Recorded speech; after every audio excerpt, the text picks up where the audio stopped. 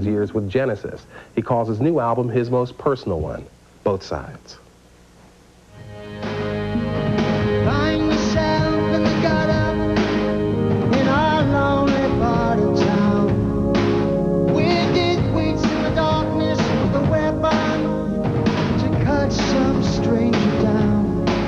That's Phil's latest single, Both Sides of the Story. It is great to have him with us this morning. Good morning to you, Phil. Mark. Good to see you.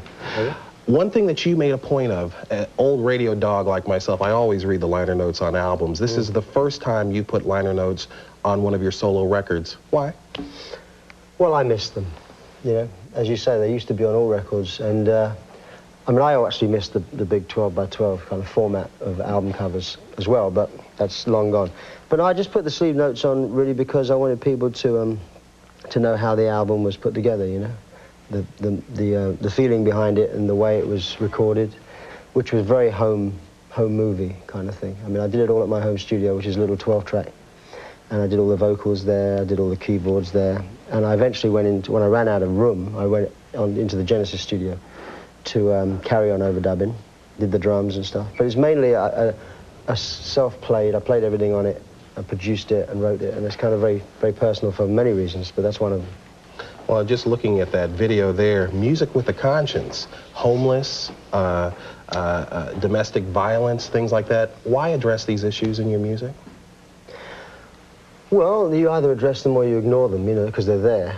And I prefer to put up my hand and say, this bothers me, everybody. Does it bother anybody else? You know, and see if anybody else picks it up. Because I think if we all did open the windows and shout we're mad as hell and put our own houses in order at the same time, maybe things could change. We have to do some big U-turns, you know, in certain issues.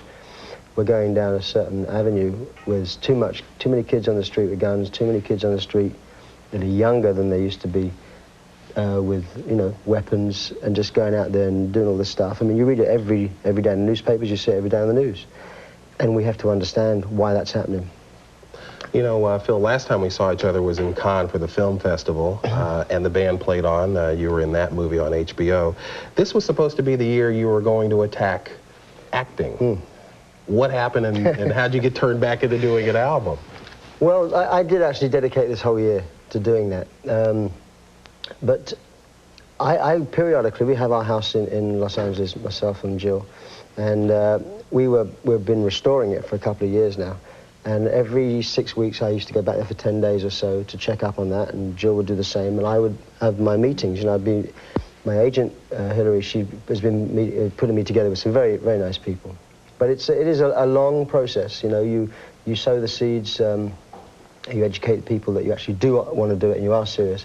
But then you have to wait for the parts. I mean, there aren't that many English parts written out there in Hollywood. So while I was waiting, I started writing, you know, and without really intending to make an album until the end of this year. But the way things went, I started to accelerate a little bit. And then suddenly I found myself with all this material that I really liked, and it was very personal, and I wanted to just sort of start following it through. And some of the parts that I actually went for earlier in the year, their shooting dates got put back, and two parts I actually would have loved to have done, I couldn't do because it was slap bang in the middle of the album. So in a way, the old two-career thing ended up being a bit of a problem. But I will, after the next tour, you know, the tour that's next year for this, you know, my solo tour, I'll give it another crack of a good year, and because I desperately want to do more. I really enjoy it, and I think I could do better, you know. One thing I've been just been thinking about, between Genesis and solo records, it seems like we've had Phil Collins singing all the time for almost a decade now. Do you ever worry about overexposure? Yeah.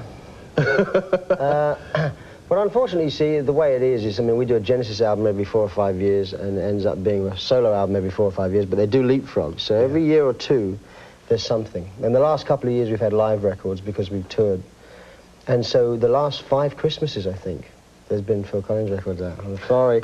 But, you know, I enjoy making the records, and because they're played, you tend to forget about it. You put the record out, and then when you leave town, you think that's it. Yeah. But of course, the radio stations keep playing it, and how can I miss you if you won't go away? You know? There you go. Well, the new one, Both Sides, good record, Phil. Thanks for being with us. Thanks, Mark. We'll be back.